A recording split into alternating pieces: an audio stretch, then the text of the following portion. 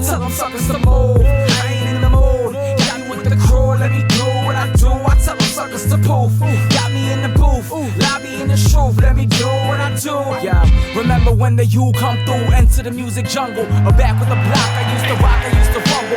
I still rock down, drop the ball when I want to. Welcome, ladies and gentlemen. My name is Manny. My name's Gilberto. You're tuned in to the OnlyFights Podcast. Episode 43. Let's get it. What's up, man? What's going on? What's going on with you, brother? Not much. Word. Another weekend of fights. Yeah, I ain't do much this weekend but watch fights. So let's get right into it, man. We have a new undisputed champion in the 4-belt era. Yep. In Jermell Charlo, man. It was a great fight. Jermell Charlo taking on Brian Castano, the rematch in the first fight. It was another great fight. It was a little controversy on the judging. It ended a draw, the first one? And a draw, yeah, controversial draw. I wasn't too mad at the draw, if y'all remember. Yeah. We did cover that fight. I think Charlo got hurt a couple times in that fight, right? They both did, yeah. And this fight wasn't much different. So I'll just run through the undercard real quick. You had a Mexican versus Puerto Rican fight to start off the night. Nice. And Kevin Gonzalez taking on Emmanuel Rivera in a 10-round slugfest. The better work I do think was done by Gonzalez, and rightfully so, he won. So, he remains undefeated, and he improves. So, I don't know where he goes from here. But it was definitely a fun fight. A lot of, phone booth fighting, good action. And the co-main, you had up-and-coming Philly fighter Jerron Boots Ennis. A lot of noise with his name surrounding the boxing world. So he's in the welterweight division. Was the first guy to knock out, the only guy to knock out Sergey Lipinets. He knocked out Delorme in his last fight, and he comes in arguably taking on his toughest test yet in Castillo Clayton. He's an unbeaten former Canadian Olympian. So on paper, you could say that this was his toughest test. Yeah. But watching the fight, man, it didn't look like a test at all, man. Jerron Ennis, he comes out, he's shooting the jab, he's working, kind of a slow first round. But in the second round, once the action picks up, Castillo has like no choice but to have a high guard. But once he tries to throw punches and the first time Boots would land the counter, it was a right hook and down he goes, Castillo Clayton, and just could barely beat the count. The referee did count to 10, but he was on his feet. So ref tells him to, walk to the other side of the ropes, and he's stumbling, and referee calls it, man. And second round knockout for Jerron Boots Ennis, remains undefeated. He's young, he's strong, he's looking good.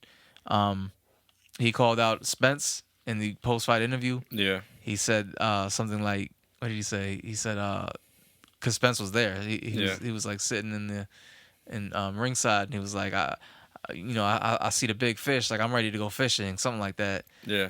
And then do you think he's ready for that next level, like for Spence or Crawford? He might be, man. Like, he's just that good. He has that, like, a lot of people are comparing him to Roy Jones, and I can definitely see it. He got that Roy Jones-esque movement, where he kind of like, just puts his hand to the right or to the left or whatever, to the side anyways. And man, just very athletic. I want to see it, man. I'm really, I don't know if I want to see, obviously, man, I want to see Spence and Bud for the love of God. And that fight, we've been waiting. So, but Keith Thurman's out there. You know what I'm saying? I think he's far better than Virgil Ortiz. Trying to think of other welterweights. I think Danny Garcia went up to 154. But yeah, man, I think he's gonna be a problem regardless of who he fights. Yeah. He just keeps looking good and keeps looking better. So the main event, man, like I said, Charlo Castano rematch. It was another great fight, another fight of the year contender. Yep. Let's talk about it. First off, you had Castano arriving to the arena like really late. You know what I'm saying? Yeah. So there was just like a huge like stalling in the to the main event. They were interviewing people. They were playing like a shit ton of like highlights and repeating the highlights and Yeah. they were interviewing LL Cool J was in the building. They interviewed him. That was pretty cool. About the fight and shit, and asking him about the fight. Then then they start asking about his new TV show that he got going on, and you Yeah. could tell they were just trying to buy time. That's crazy. Did they say why he showed a blade or? I don't think so. I think some people were alluding to like maybe this could be like mind games in the press conference. Yeah. There was a lot of emotions. If you didn't watch the press conference, there was a lot of Argentinians there, Yeah. and it seemed like Jermell Charlo was trying to start I don't want to say start a race war here, but he was playing that act of patriotism, which didn't really serve him that well because there was a lot more foreigners in the building, but Yeah. yeah, man. So he came into the weigh-ins with the American flag. Castano had the Argentinian flag. And I thought that was pretty cool. You know what I'm saying? But so yeah, I don't know. It could be like mind games. Yeah, some kind of strategy. Making Charlo wait and trying to get him angry and emotional. Yeah. Because we know that he's known to be like that. So regardless, it just but And I think the pressure is probably more pressure on Charlo, right? Because of the. Oh, yeah, because people thought that he lost the he fight. could have lost the fight. Yeah. Yeah, well, I always think that rematches tend to serve whoever has the better trainer. Yeah, for sure. Who I think in no question is Yeah. Charlo, because he has Derek James, and I think Derek James should get trainer of the year, especially because Eddie Reynoso, who's usually the only guy to beat him, he's been losing. Yeah. Even if Spence and Bud happens this year, and Bud wins, I still think that Derek James should get it. Trainer. I mean, because I don't see, even if Bud wins, I don't see him dominating Spence. I don't see that happening. I don't see either guy dominating Yeah. but like, I think as long as Spence can hold his own, even in a loss to Bud, yeah, I think Derek James deserves a trainer of the year. You know what I'm saying? Yeah. Anywho, let's talk about this fight, man. So when the fight finally starts, good opening rounds for Charlo.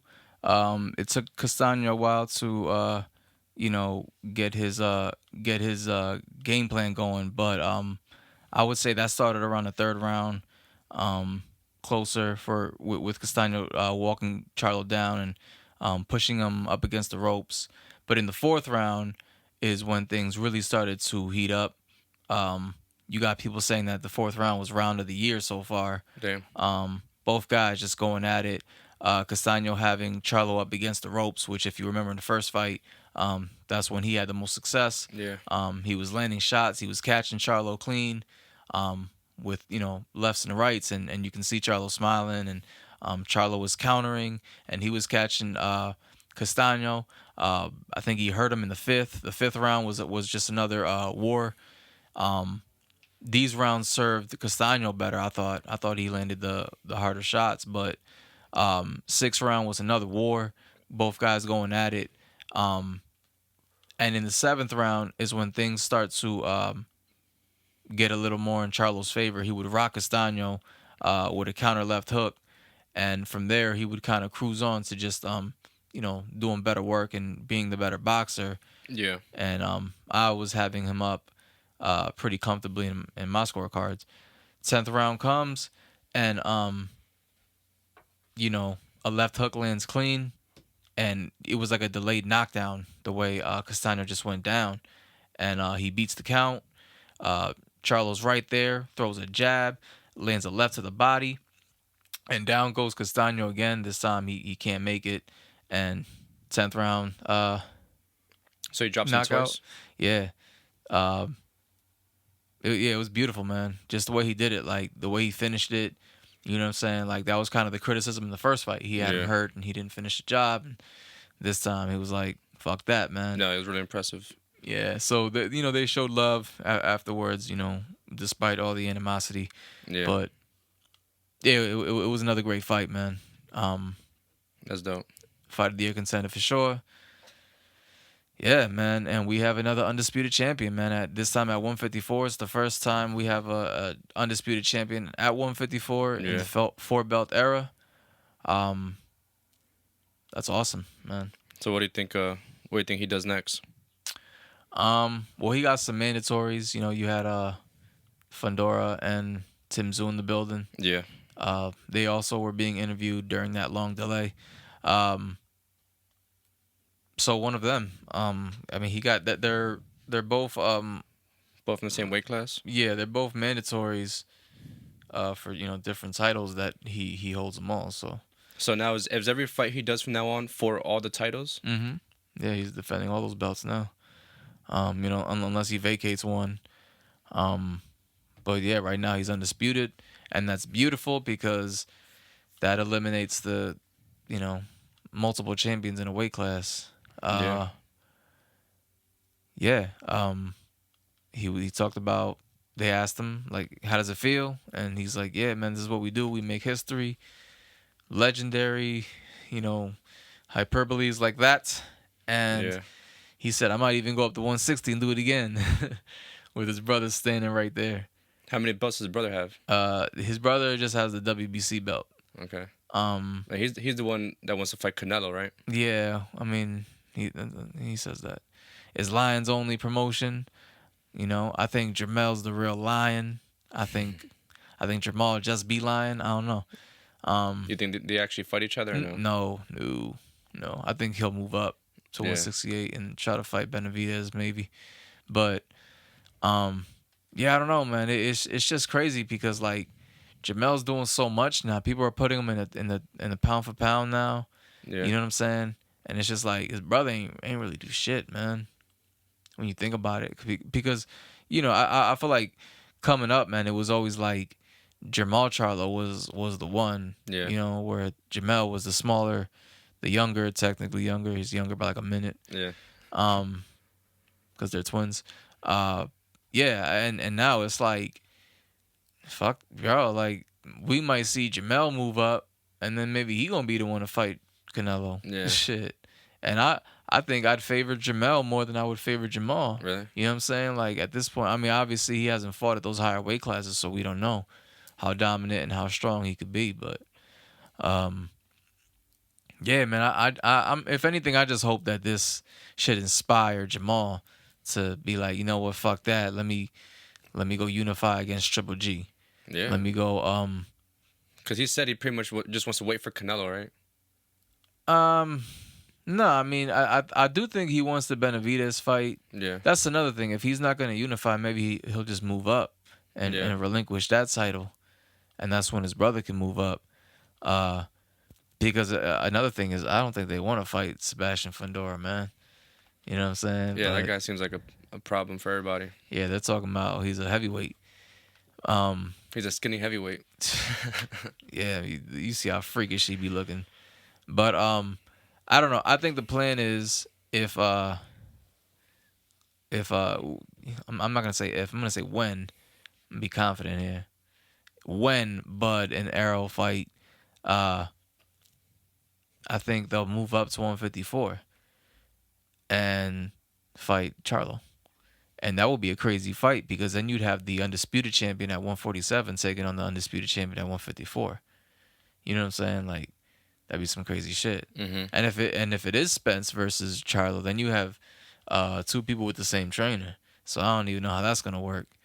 But if it's Bud, crazy. that'd be crazy because then Bud would fight both of Derek James's fighters, and if he could beat them both, man, that'd be some crazy shit. Yeah, word. A lot of crazy things going on though, man. Like in boxing, man, they also had a card. Dazn had a card. Zerto Ramirez taking on Dominic Boesel. Wasn't really the best fight, I don't think. I'm gonna talk more about the co-main. but that's the one with the crazy knockout that we posted on our story. John Ramirez knocking out Jay Salvatierra. That was the co-main? That was the first fight. Oh, okay. He knocked him out the ring. That shit was crazy. Yeah.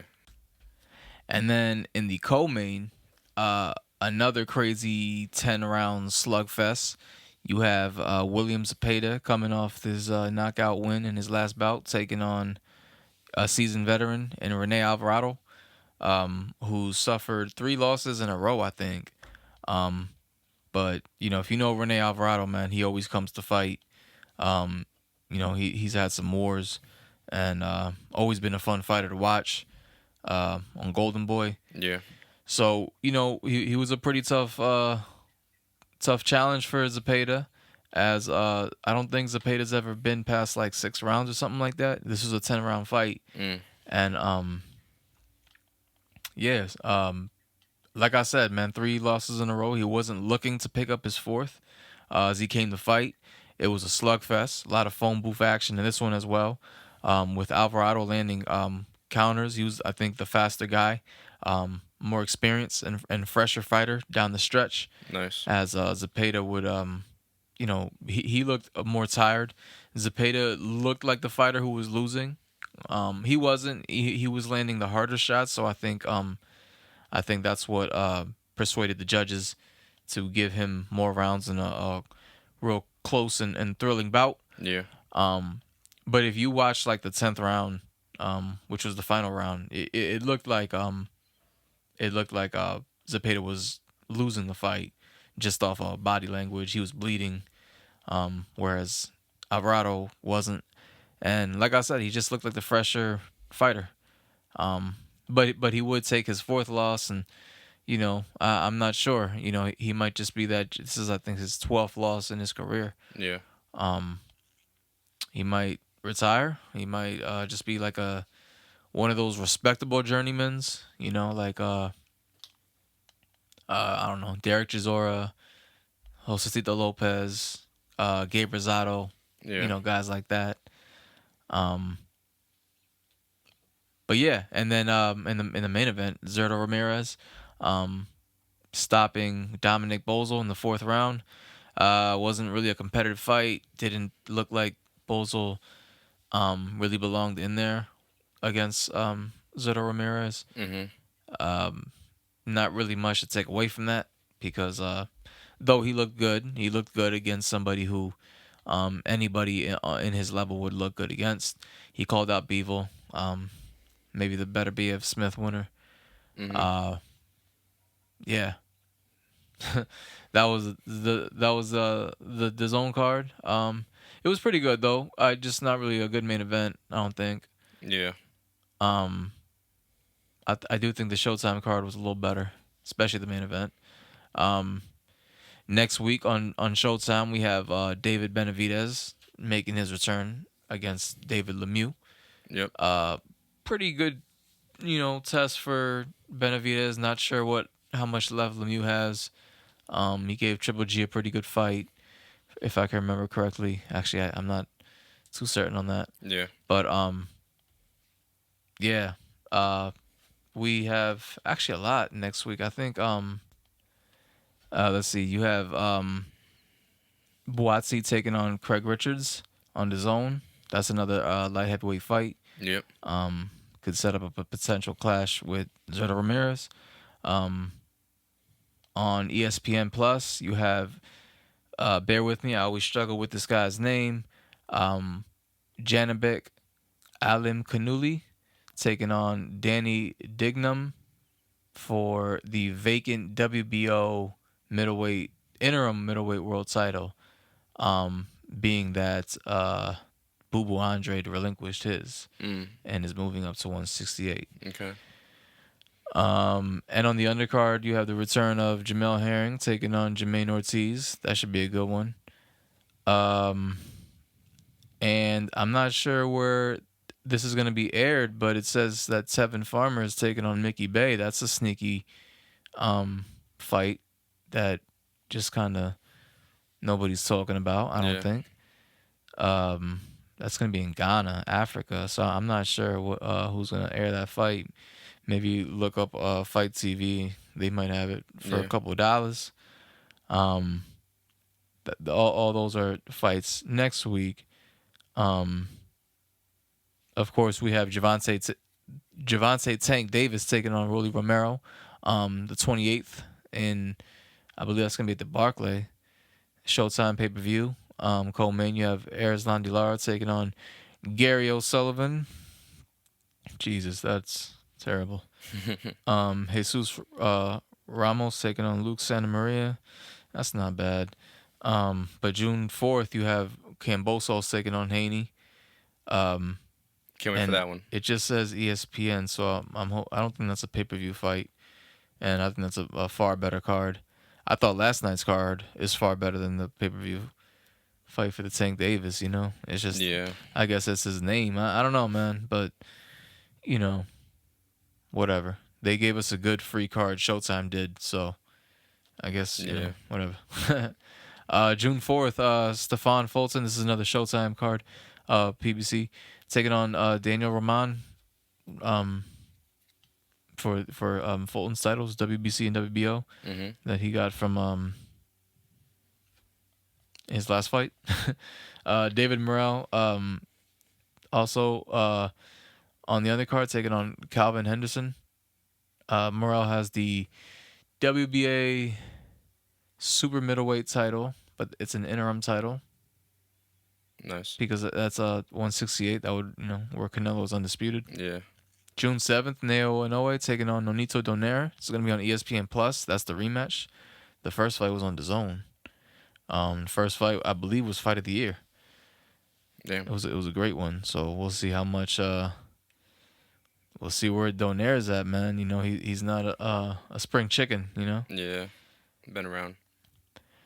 And then I'll just give you one more, man. June 11th on ESPN Plus, Edgar Berlanga taking on Alexis Angulo. Oh, so that's not Alfredo Angulo. Okay, that's good because Alfredo Angulo. Is that the one you were saying that's in New York? Yeah. Xander Zayas taking on Ravshan. Man, I'm sorry, I can't say his last name. Hidayah Nasarov. Yeah, I probably butchered that. Good luck, Joe Tessitore and Andre Ward and Tim Bradley. Trying to say that guy's name. Yeah. Anyways, boom. That was the boxing highlights. They didn't really catch the Triller card, but, if you're into the circus, I guess you can check that out yourself. And, I'll just let you have the floor then, man. Yeah, so MMA, on the MMA side, we had a Bellator on Friday night. Bellator 281, headlined by Michael Venom Page and Logan Storley. So I watched a couple of the fights on here. One of the fights on the main card, Paul Daly had his retirement fight against Wendell Giacomo.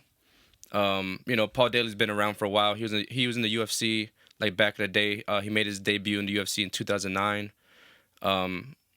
So yeah, he's from London. He's 39 years old. Started as a kickboxer, and then he fought in the UFC, and then fought like in every other promotion after that. And then I think he's had the majority of his career in Bellator. Nice. I know he's fought for the title a couple times. I don't think he's ever won it. But so this was his retirement fight at welterweight, and he got the second round finish with just punches. You could tell he was really happy about it. Everybody was going crazy. It was cool. It was cool to see him go out on a win like that. It was a competitive fight pretty much until then. It was kind of a surprising knockout too. Like the other guy was kind of getting the better of him right before then, and then he just dropped him with like a combination. Also on that card, the co-main was a middleweight fight. Fabian Edwards took on Lyoto Machida. Lyoto Machida, another ex-UFC guy. Yeah. He's always fun to watch fight. I can't believe he's still fighting. I got to see how old he is. Yeah, he's been around. 43. Holy shit. So yeah, he's been Bellator for a while now. He ends up getting knocked out by Fabian Edwards in the first round with 3 minutes left. So pretty early in that round. it seemed like Lyoto Machida looked pretty good. He looked smooth. He always looks like super loose. You know what I mean? Like his style is kind of like the karate style where he's like bouncing in and out. And he seemed to be doing pretty good. And then Edwards got him in the clinch, which kind of seems to be Machida's weakness now that I think about it. Whenever they get him in a clinch, he gets submitted or gets knocked out or something. And he got hit with the elbow, like he broke the clinch with the elbow. And you could tell Machida was hurt. He's starting to wobble. He's kind of wobbly. And then he follows it up with a couple big punches and drops him, and the fight stopped in the first round. So pretty big win for Edwards, getting the win over the the legend Lyoto Machida. Word. And then the main event, Logan Storley versus Michael Venom Page, was for the interim welterweight belt. The champion, Ukrainian fighter Yaroslav Amosov. I hope I said that right. So he pretty much did the same thing Lomachenko did, where he chose to go he's fighting for his country, go to his country and stay there. So and he was the middleweight champ. He had beat Diego Lima. Diego Lima was the champ for a long time, and so he decided to pretty much I guess not vacate, but stay in the Ukraine and fight for his country. And so this was the interim title fight. Kind of a boring fight, honestly. Michael Venom Page is always really fun to watch. That's why he keeps getting these title shots. But Storley did a good job of using his wrestling. He kept taking him down and was just laying on top of him. Really wasn't really doing much damage. Wasn't threatening with any submissions. It was kind of a boring fight, and kind of sucked. People are saying that they think that Michael Venom Page should have won, and I don't think he should have won. I think the fight was boring, but like when you hold somebody down, you can't get up. Like that counts for something, even if it is boring. Yeah, like the Rose and Esparza fight. Yeah, pretty much. It's crazy, man. I remember like back maybe like 10 years ago, Michael Venom Page, man, like he had like some of the craziest like highlight reels, and if you just like search his highlights on YouTube, man, it'd be like 10 minutes of just some of the craziest knockouts you'd ever seen in an or in an MMA cage. He also has like that karate style, so like it just makes everything look so much cooler, right? Like it looks like fucking like a karate movie from back in the day, like or like a video game. Yeah, exactly. Shit crazy, man. Like, so for him to be in a fight like this is kind of surprising. Yeah, like, another guy that's got to be getting there, got to be getting up there in age. Right. But yeah, Logan Storley looked strong, man, and was able to win the fight. Got the split decision win in the 5-round fight, and becomes the interim champ. So we'll see how long the champ stays in the Ukraine. I don't know what's gonna happen with that. It's kind of crazy how like they talked about that for so much for a few weeks, and now they just like not really talking about it. Yeah, well, I mean, I don't know. Yeah, it's crazy. Yeah, and then Saturday night we had UFC. UFC Fight Night on ESPN Plus. Jan Blachowicz taking on Aleksandar Rakic. So I'll start with some of the other fights on the main card real quick. A lot of guys I never really heard of. The first fight, Jake Hadley took on Alan Nascimento. Nascimento got the decision win in the 3-round fight. Next fight was a lightweight fight. Frank Camacho took on Manuel Torres. Didn't see any of these guys fight before either, but Torres had a really impressive first-round KO. Knocked them out clean pretty much with one punch. Really impressive lightweight division. The second fight was a really good fight. In the women's flyweight division, Caitlin Kachagian took on Amanda Ribas. I think Amanda Ribas was coming down to flyweight. I think it's her first fight at flyweight after I think she had a couple losses at strawweight.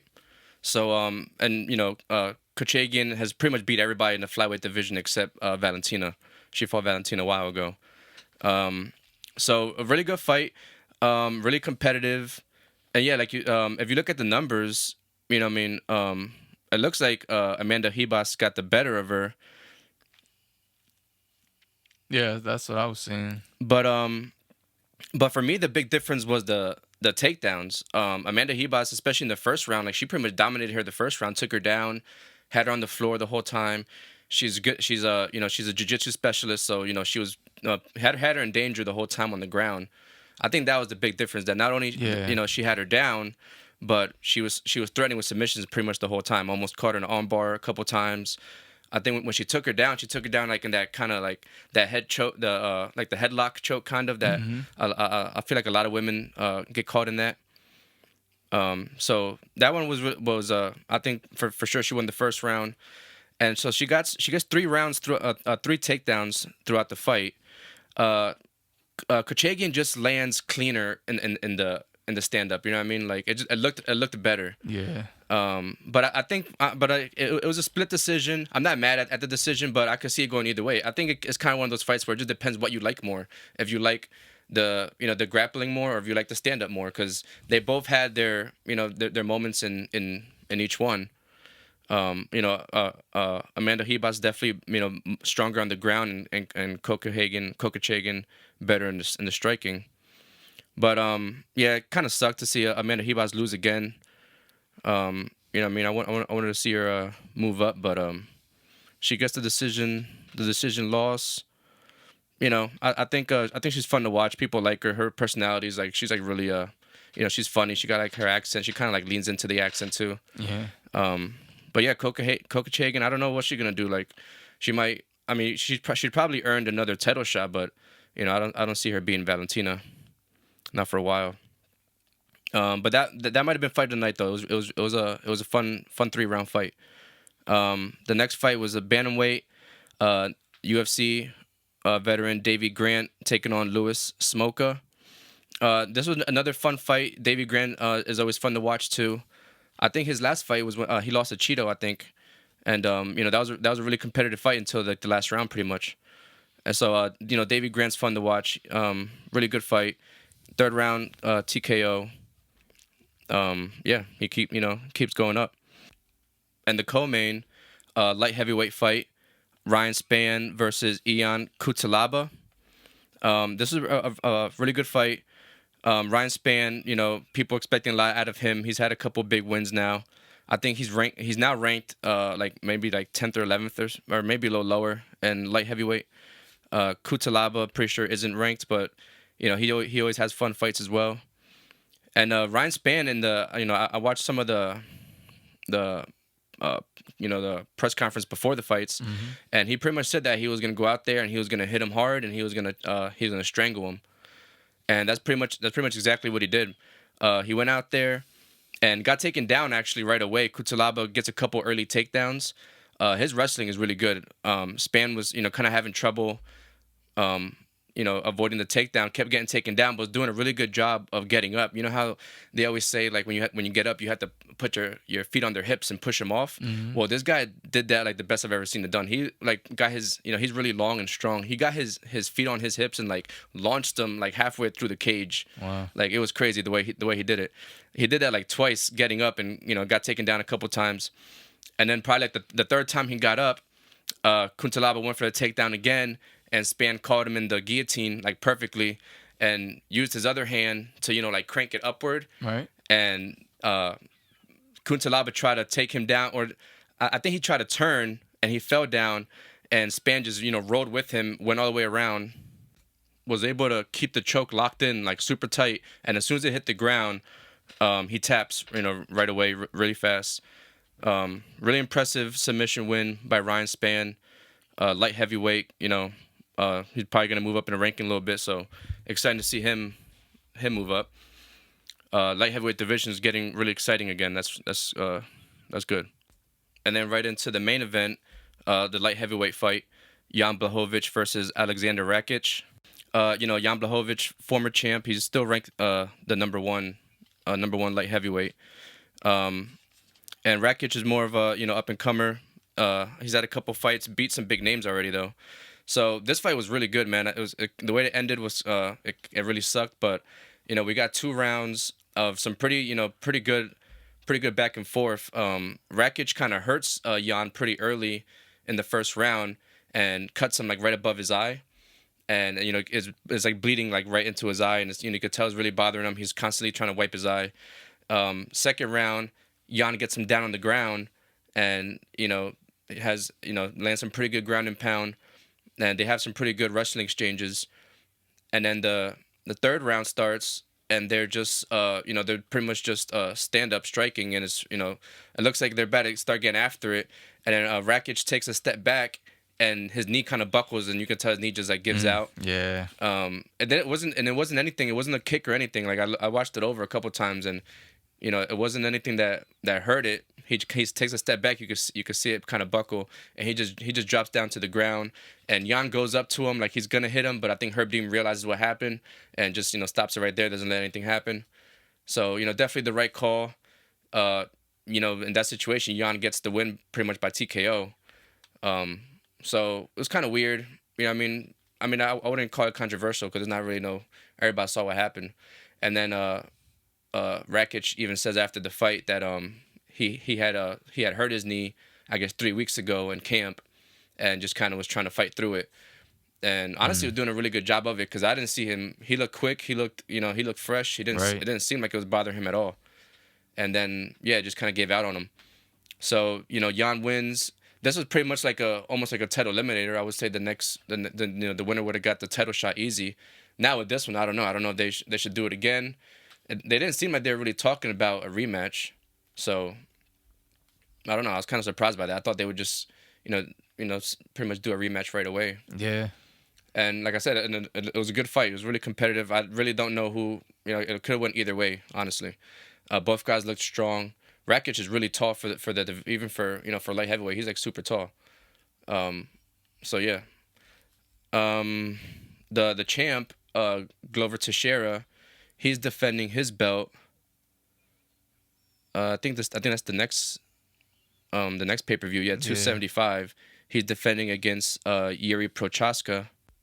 That's gonna be a really tough fight for Glover, man. Yuri's really young, hungry, creative fighter, a lot of energy, a lot of crazy weapons. Mm-hmm. Like that. He had one of the nastiest TKOs against Dominic Cruz. He had one with like a spinning elbow, like a spinning up elbow. It was crazy. So yeah, that's gonna be on June 11th. But I know we got a couple fight nights before then. So next week we got Holly Holm making her return. We haven't seen her in a little bit. Mm-hmm. Taking on Ketlin Vieira, Brazilian fighter. That should be a pretty good fight. I think Ketlin's coming off a loss, so this might be kind of like a little tune-up fight for Holly Holm because I know she was supposed to fight that one Mexican chick. I forgot her name, but that fight didn't happen because Holly Holm got hurt. Another fight night on June 4th, Alexander Volkov taking on Jairzinho Rozenstruik. That should be a fun fight. Both those heavyweights have a lot of knockouts. Another fight night, June 18th, after the UFC 275, Calvin Kattar taking on Josh Emmett. That should be a really good fight, welterweight division. Yeah, man, a lot of good fights coming up. Really excited. And then 276 is the Israel and Cannonier. Nice. Yep. Oh, and then they also announced for the one after that, UFC 277, July 30th, Brandon Moreno is going to take on Kai Kara-France for the interim flyweight title. Okay. So I don't know what's up with Figueroa. I guess he must be hurt or something. Because they were talking about doing the trilogy with him and Brandon Moreno. Yeah. No, not even a trilogy, right? This would be the fourth one, I think. Was it? Yeah. Damn. Yeah, I think it might be the fourth one. That's yeah. The first one was the draw, and then they each won one. Pacquiao Marquez shit. Yeah. Literally. Yep. That's... And I would like to see it. We've each fight has had a different outcome, so what I mean, and each have been pretty good fights. Mm-hmm. But Kai Kara-France is definitely the next guy up there, so I'm not mad at that at all. I like that fight. Brandon Moreno and Kai Kara-France should be fun. And then also on that card, I don't know if this is everything's been confirmed yet, but they're saying Juliana Pena, Amanda Nunes is gonna be on that one. Paulo Costa and Luke Rockhold. That should be a pretty good fight. That one happens. Paulo Costa, I didn't think we'd see him back at middleweight, but I guess he's coming back down. And I think that's it, man. They keep talking about this Nate Diaz and Khamzat fight. It didn't seem like a rumor at first, but now I keep seeing more things about it. It seems like they might actually be trying to make that happen. Which I don't really like that fight for Nate Diaz. Neither do I. Especially as like the last fight on his contract, because the whole thing has been that like the UFC hasn't want to give him a fight yet because he has one more fight on his contract, and you know they like to renew it before they fight it out. But Nate wants to finish it, you know what I mean, and then renew. Mm-hmm. You know, pretty much betting on himself type shit. And so I think the UFC is purposely probably going to give him the hardest matchup just to, you know what I mean. You know, best thing for them is he loses and they don't have to pay him as much. You know what I mean? So it's kind of fucked up, but I think that's kind of what they're trying to do because that's a tough fight for him, man. Kamzat's big too. Like he could fight at middleweight. You know what I mean? And Nate really is a lightweight that doesn't want to cut weight pretty much. You know what I mean? So I think that's a pretty bad matchup for him. I don't think you brought this up, but I saw that they said that they ordered the Ryan Garcia and Isaac Cruz fight. Yeah, Isaac Cruz's manager actually doesn't want to do it. Oh, really? Yeah, it was funny. A lot of people are making fun of Ryan, saying like, he's pulling out of another fight. It's like, nah, man, that's Isaac Cruz pulling out. Oh, shit. Yeah, that would have been a good matchup. I think Ryan would have been able to knock him out. He's a lot bigger than Tank.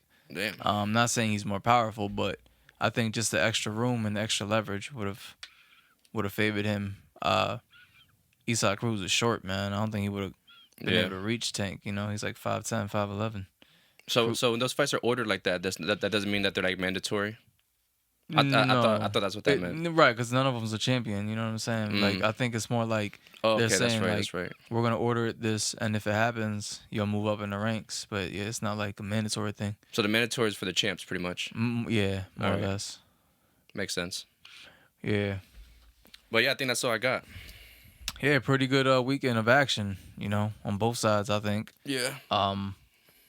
Especially considering, you know, as long as you have the apps and the streaming services, you didn't have to pay for anything. You know, everything was pretty much free. So, good weekend of free fights. Pretty sure next weekend will be just as good. Yep. And I can't wait to watch it. Can't wait to talk about it. And hopefully you'll be there to check us out again. So we thank you for tuning in. Once again, my name is Manny. My name is Alberto. This is the OnlyFights Podcast, and we out. Peace. Peace.